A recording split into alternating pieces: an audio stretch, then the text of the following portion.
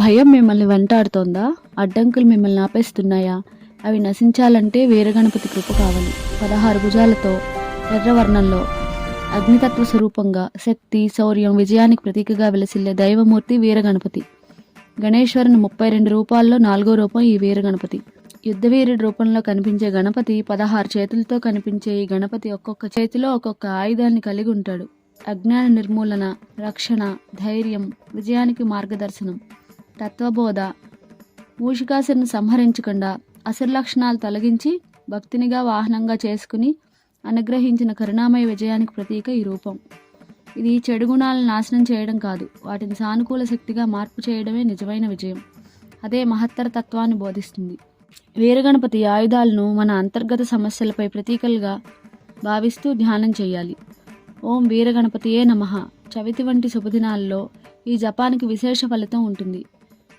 ఉపాసనా ఫలితాలు ఈ విధంగా ఉంటాయి. ధైర్యం, ఆత్మవిశ్వాసం, నిర్ణయశక్తి పెరుగుతుంది. భయం, అలసట, సందేహాలు నివారిస్తుంది. కార్యసాధనలో విజయం, రక్షణ పొందుతారు.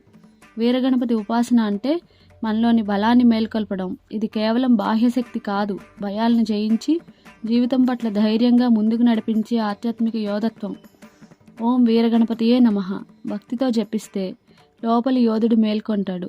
ధైర్యం, దృఢ సంకల్పం, విజయం మన వీరగణపతి ఆశీర్వాదం మీతో ఎల్లప్పుడూ ఉంటాయని కోరుకుంటూ స్వస్తి.